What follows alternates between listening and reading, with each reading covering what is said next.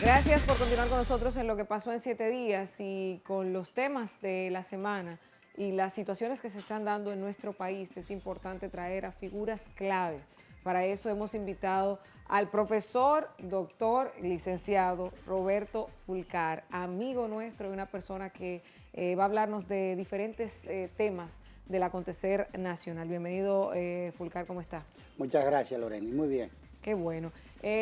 Fulcar es el presidente en funciones del Partido Revolucionario Moderno y hemos estado discutiendo en las últimas semanas el tema de las primarias, el santo tema de las primarias que yo decía, caramba, siento que hay varias interpretaciones de cómo deben ser las primarias, si son abiertas o si son cerradas, y como el Fulcar es profesor, yo quiero esa forma didáctica de un video que yo estaba viendo, que yo dije, mira, pero interesante, pero para que la población que no entiende lo que son las primarias, la población que tal vez no sabe por qué unos quieren primarias abiertas y otras cerradas, vamos a empezar por ahí. Cuéntanos de eso.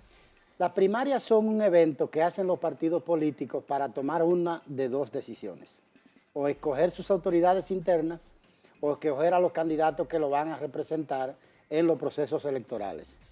Es una facultad que tienen los militantes del partido, de cada partido, en decidir quiénes van a ser sus representantes, a alcaldes, a regidores, a diputados, a senadores, a presidente de la República, etc.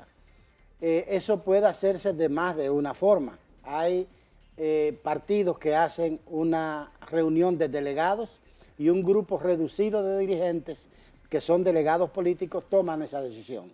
Hay otros partidos que realizan una primaria interna, que es la votación universal de todos los militantes de ese partido para tomar esa decisión. En este caso, como estamos en un proceso de discusión de una ley de partidos y agrupaciones políticas, uno de los temas en discusión es quién organiza las primarias, cuándo se realizan las primarias y quiénes tienen derecho de participar de las primarias. Cuando todo el mundo entendía como cosa natural que de cada primaria participen los que son miembros de esa organización, ha habido un tranque en la comisión bicameral que discute el tema en el Congreso Nacional, porque un sector del PLD, el sector del presidente Danilo Medina, ha planteado que las primarias sean con el padrón general de la Junta Central Electoral, que es igual a decir que con ningún padrón, porque cuando tú tomas el padrón general de la Junta, estás tomando el país.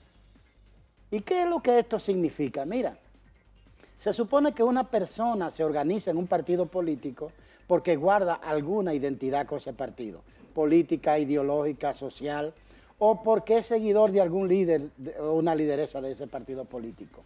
Cuando te inscribes en ese partido, te tocan responsabilidades, cumple tareas, realiza funciones, paga una cuota en algunos casos, asume unas disciplinas del partido, pierde un poco de tu soberanía porque tiene que acatar las decisiones de ese partido y en compensación adquieres unos derechos.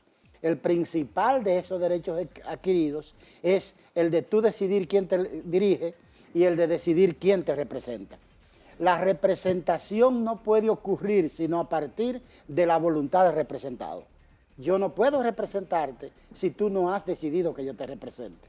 En consecuencia, ningún partido político puede ni escoger autoridades ni elegir representantes o candidaturas, sino a partir de la decisión de los que son militantes de ese partido. Porque, por ejemplo, en la junta de vecinos de tu sector no pueden ir a votar los de otro sector.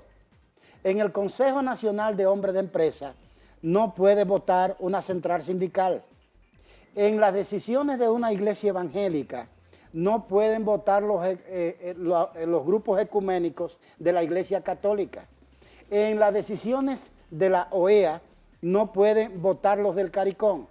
Es decir, en las decisiones del Consejo de Directores de un banco no pueden votar los de un club deportivo y cultural.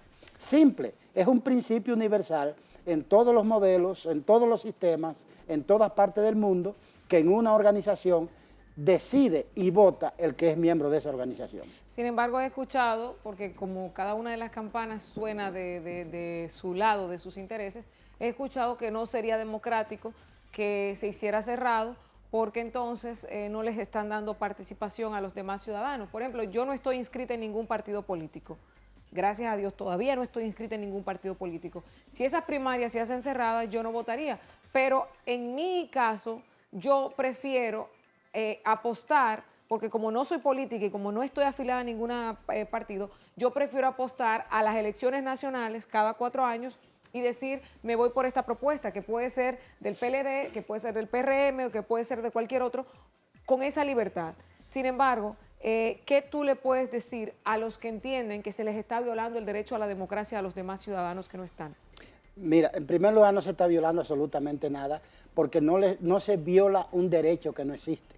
Usted no tiene derecho adquirido en ese partido y su no participación en ese partido en consecuencia no representa una violación de derechos. Pero algo más, si usted tiene interés en participar en la escogencia del candidato presidencial, por ejemplo, de ese partido, cuando ese partido está inscribiendo su padrón, vaya, inscríbase al partido.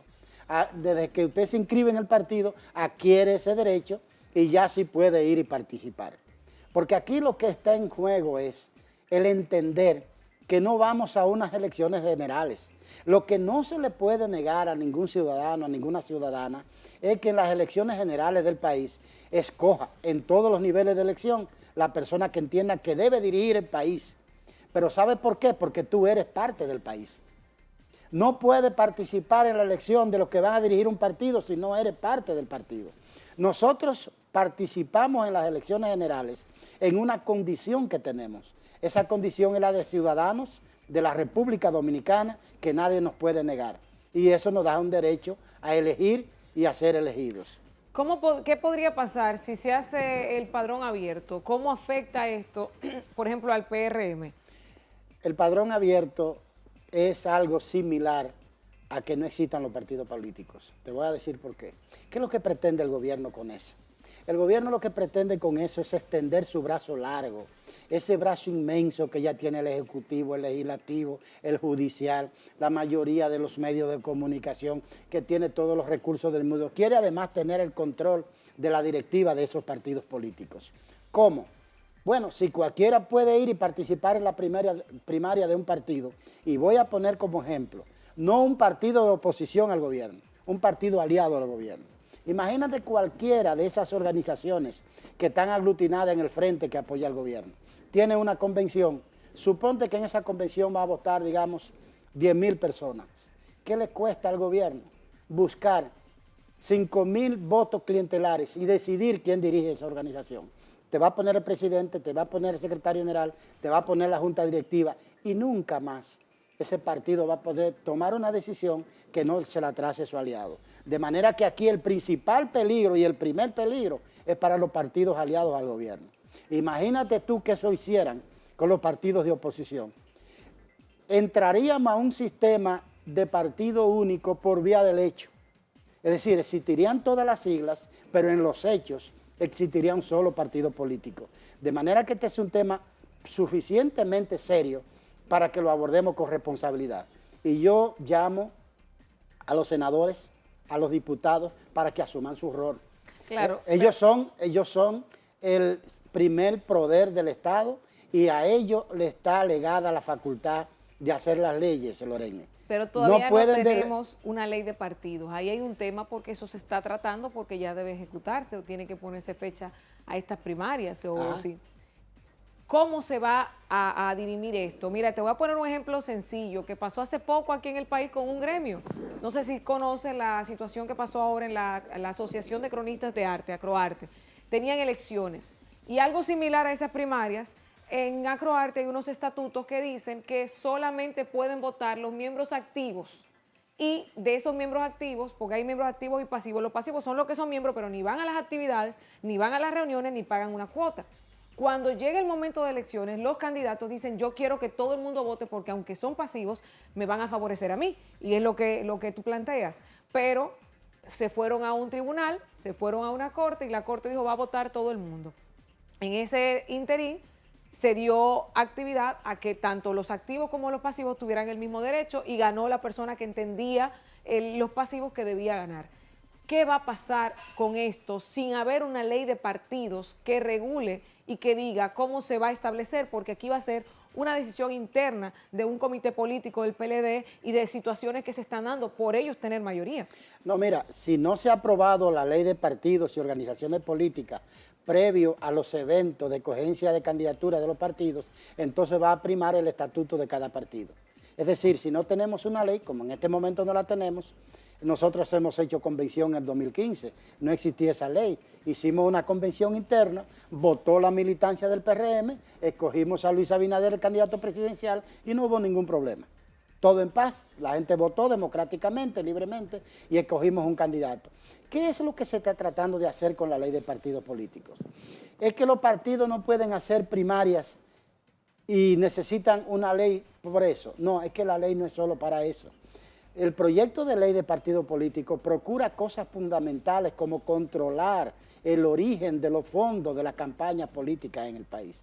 Que tú sabes, Loreni, que es un tema sobre el cual hemos debatido mucho en la República Dominicana y que tiene que ver con el hecho de que los fondos de cualquier origen, de cualquier naturaleza y de cualquier fuente, y cuando influyen en la elección de los candidatos y en la elección de los presidentes y de los legisladores, también después reclaman compensación por los aportes que han hecho. Y entonces la ley tiene el propósito también de regular eso, pero también de controlar el nivel y el tope de gasto de una candidatura. Tú sabes lo que es una gente que aspira a ser regidor de un municipio, gastar millones de pesos para garantizar una regiduría. Tú estás diciendo claramente que tú vas a hacer una cosa que no es legal y que no es ética, que tu propósito no es ir a servir a una comunidad y tú vas a buscar cómo recuperar ese dinero. O tú tienes otro propósito que no es el de legislar, sino probablemente el de hacer un lavado de imagen o un lavado jurídico en esa posición. De manera que el proyecto de ley de partidos y agrupaciones políticas aportaría calidad a nuestra democracia y fortalecería también el sistema de partidos políticos y de la participación electoral de la gente. El PRM tiene la expectativa de que esa ley de partidos se va a dirimir o se va a aprobar antes del proceso electoral del 2020. Sí. Porque estamos hablando de una ley que ya cumplió la mayoría de edad y que estamos viendo cómo ese mismo tema de los fondos es la que está dividiendo, lo que está dividiendo el que se apruebe esa misma. Pero ¿ustedes creen que nosotros podamos tener una ley de partidos antes de que empiece el proceso de campaña? Yo tengo esperanza de que sí, que va a ocurrir así, aunque obviamente el desorden siempre favorece a alguien. El desorden claro, favorece aquí favorece bastante, favorece al que está en el poder, en este caso al grupo que está gobernando en este momento. Sin embargo, ¿a usted no le favorece? No. Ni a nosotros ni a la sociedad le favorece el desorden, de ninguna manera, porque eso no tiene nada que ver ni con la democracia ni con la competencia. Mira, la esencia de la democracia es un debate de la idea, de las propuestas, de las orientaciones políticas, de las visiones estratégicas del país, y que la persona vote en función del lugar de esa posición hacia la cual se incline. Otra cosa es una tergiversación de la democracia. De manera que mientras más claros son los procesos y mientras menos el proceso depende o del dinero o de la manipulación del poder, de mayor calidad será la democracia. Nosotros tenemos esperanza de que esa ley va a ser aprobada. Fíjate que en este debate del padrón abierto es medio partido contra el país.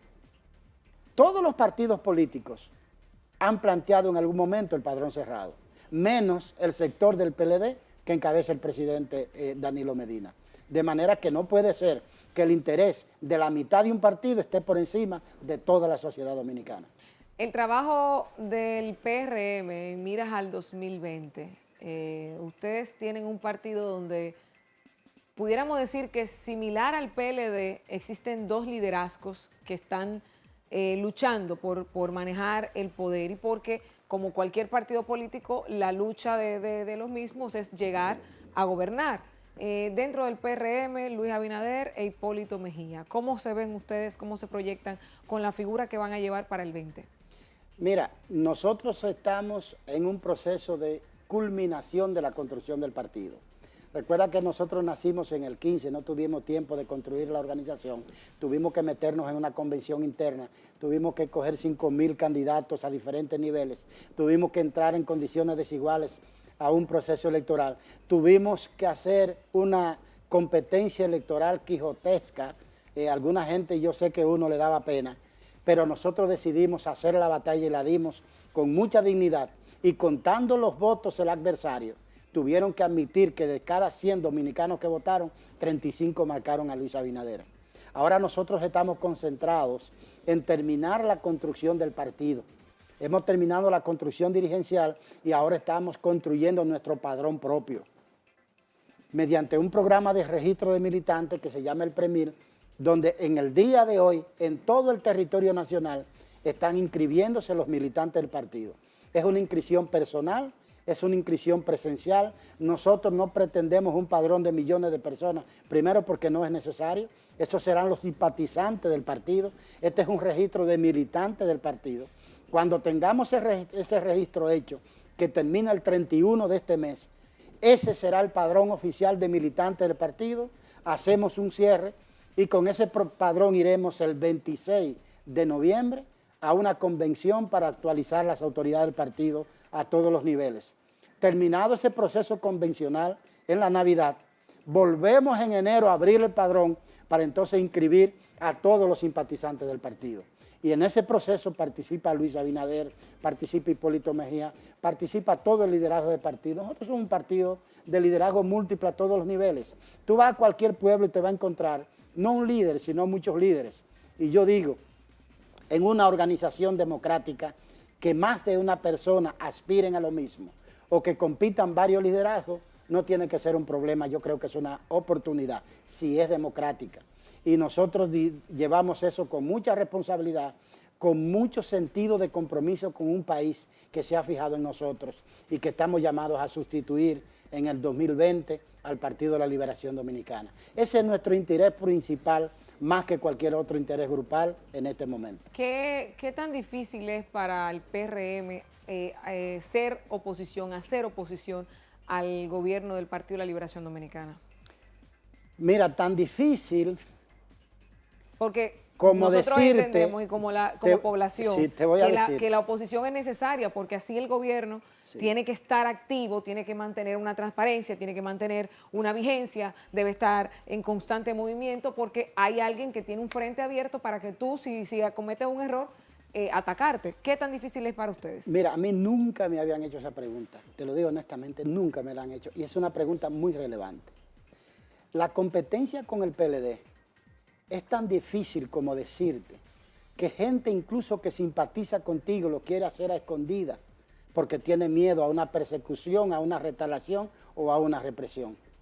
Tan difícil como decirte que una persona, para hablar de temas de tu medio, de los medios de comunicación, que quiere llevarte a los medios de comunicación regularmente o que quiere pasarte un anuncio porque cree que eso es verdad o porque eso contribuye al país o porque es un mensaje positivo, lo hace exponiéndose también a una retaliación. Tan difícil como saber que un buen abogado en la República Dominicana se le hace difícil ganar un buen caso si no está asociado a una oficina jurídica vinculada al PLD. Tan difícil como decirte que un empresario para hacer un aporte a un partido político lo quiere hacer a discreción porque detrás le tiran a impuestos internos. Tan difícil como saber que en este país hay más de 3.000 personas pagadas para nada más para que le digan al gobierno sí señor, sí señor.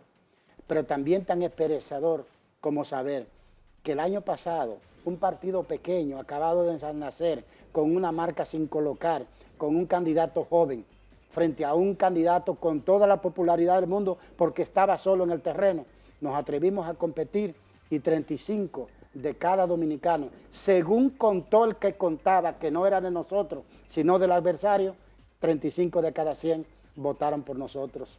Y eso nos llena de esperanza y eso refuerza nuestro compromiso con un cambio grande en la República Dominicana. Y justamente esos cambios grandes nosotros los vemos con los temas que se apuestan.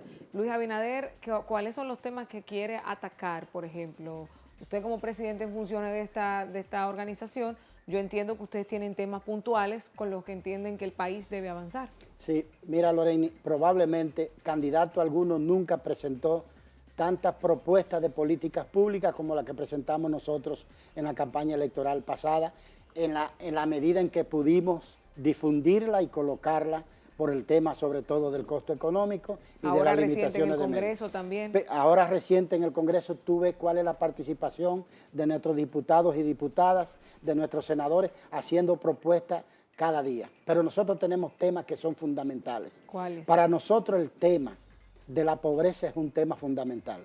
No para atacarlo con poesía, sino para atacarlo con lo único que se puede atacar, con dos cosas, con buena educación y con empleos de calidad. Ese es un tema fundamental para nosotros.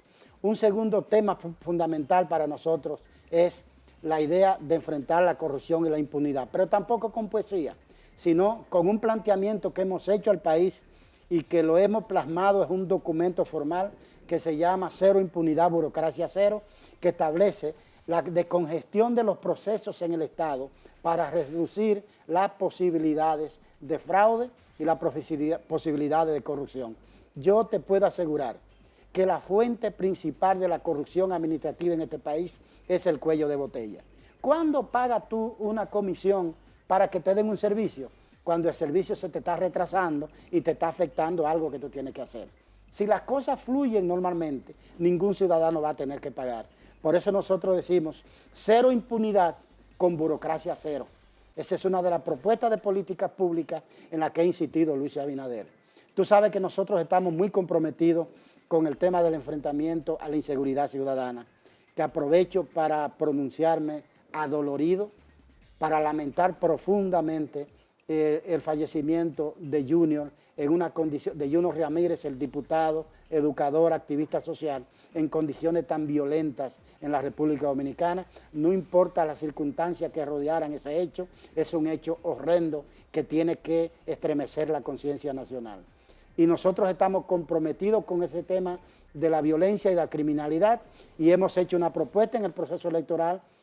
Incluso trajimos un consultor internacional, al exalcalde Giuliani de Nueva York, que aportó a esa propuesta. Ayer estaba yo reunido con un grupo de técnicos, de amigos, compañeros del partido que residen fuera del país, que tienen ideas sobre este tema y nosotros estamos todos los días a través de una comisión de políticas públicas que encabeza el compañero Miguel Seara Hatton, construyendo propuestas de solución a los grandes problemas del país. Porque nosotros no queremos llegar en el 2020 al gobierno para comenzar a hacer seminarios y a planificar. Queremos llegar en agosto del 20 al gobierno, aplicar las políticas públicas que antes hemos planificado y hemos socializado con diferentes sectores de la vida nacional. Todo eso que plantea es interesante y me voy a detener en la parte de Junior Ramírez, que era uno de los temas que tenemos aquí el día de hoy, sobre todo porque analizamos al principio del programa la crueldad con la que fue asesinado este abogado, profesor, candidato a senador, si mal no recuerdo, del partido. Fue precandidato. Precandidato. No fue candidato. Ok, precandidato a senador del PRM, que es su organización, y me pregunto, ¿creen ustedes que se va a esclarecer el tema de Junior Ramírez, sobre todo sabiendo de que aquí en República Dominicana la justicia a veces tambalea de sus patas, como decimos, y más viendo las situaciones actuales en el sistema judicial que se están presentando?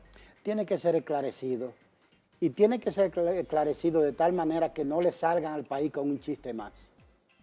Que investiguen profundamente, que investiguen pacientemente, que lleguen hasta el final, pero que le digan la verdad cualquiera que sea a la República Dominicana. Este país tiene el derecho a saber qué puede haber en el corazón, en la conciencia y en la determinación de una persona para agarrar a alguien, tener a alguien bajo control y cobardemente asesinarlo y además de eso, engancharlo a 2 bloques y a una cadena y tirarlo al agua. ¿Qué puede estar pasando ahí para que una gente se atreva a un acto ya no solamente de crueldad, sino de ensañamiento como ese? Yo te digo que son cosas horrendas que afectan la conciencia nacional y que nosotros no podemos seguirlo permitiendo. Este país no puede seguir por ese derrotero. Este país no puede vivir muerto de miedo. Aquí todo el mundo quiere andar con alguien que lo proteja y no es posible que todos los dominicanos y dominicanas tengamos una seguridad, porque entonces habría que tener más de la mitad del país sirviéndole de seguridad a la otra mitad del país y a ellos, a los que hacen de seguridad. ¿Quién le da la seguridad a su familia y a ellos mismos? Es decir, es un modelo inviable, no es posible ese modelo. El modelo es la convivencia pacífica, la convivencia civilizada y dirimir los problemas políticos, económicos, personales por la vía de la justicia. Por eso hay que cualificar la justicia, por eso hay que cualificar los instrumentos de la justicia y por eso hay que recuperar la confianza y la credibilidad de la justicia en base a sus hechos, no en base a prédicas. Usted sabe que después del descubrimiento del cadáver de Junior Ramírez, se han tejido tantas especulaciones con relación a esto, como si todo el mundo perteneciera al FBI, al CSI, a cosas como esta. Parece una película en las redes sociales, que es donde la mayoría de la gente expresa su parecer. Y uno a veces se pregunta, ¿y de dónde sacaron ese tema? Que él tenía debates y temas controversiales con instituciones del gobierno, con muchos frentes. La verdad es que Junior Ramírez tenía muchos frentes abiertos y ahora a mí, como una ciudadana, tal vez con un juicio más razonado, diría, pero es que no me cabe en lógica, tendrían que investigar porque no sé de qué lado vino el disparo, vino el ataque. Sin embargo, la pregunta aquí, me gustaría saber si usted cree que la clase política llegaría a ese extremo de cometer un crimen con esa hazaña. ¿Usted cree que la clase política actual de la República Dominicana, y estaríamos hablando de su oposición, que es lo que están tildando en este momento al gobierno, sería capaz de algo así? Mira, por la responsabilidad, por un acto de responsabilidad y de madurez y de prudencia, yo no puedo hacer una afirmación de esa naturaleza, porque yo no dispongo de los elementos de juicio para hacerla. Y yo pienso que los dirigentes en este país debemos cuidar nuestra credibilidad siendo prudentes en nuestro pronunciamiento. Yo, como te he dicho, no dispongo de información adecuada, de calidad, actualizada y confiable que me lleve a hacer una conclusión al respecto. Pero sí puedo decirte lo siguiente, aquí hay gente que es capaz de todo. Aquí hay gente que una vida les representa menos que un peso.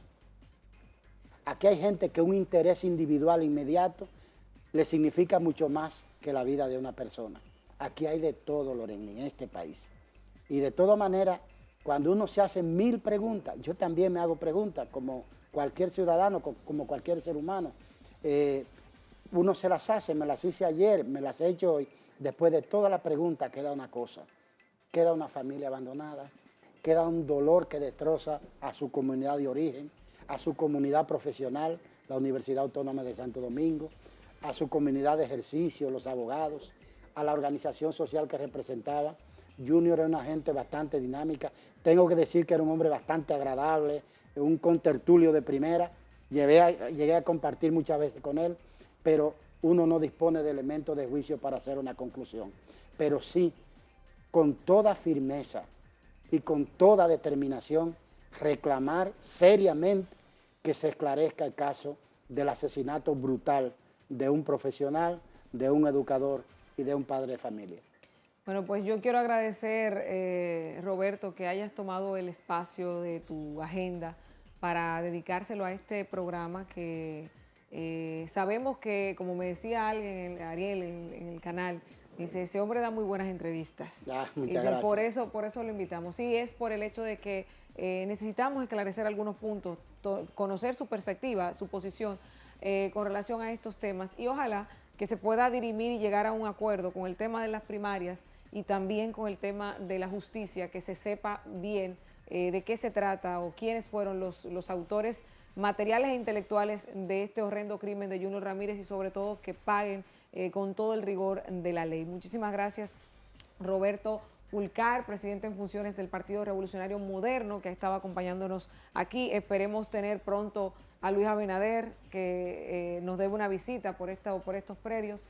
Y nada, señores, no se muevan cuando regresemos más de lo que pasó en 7 días.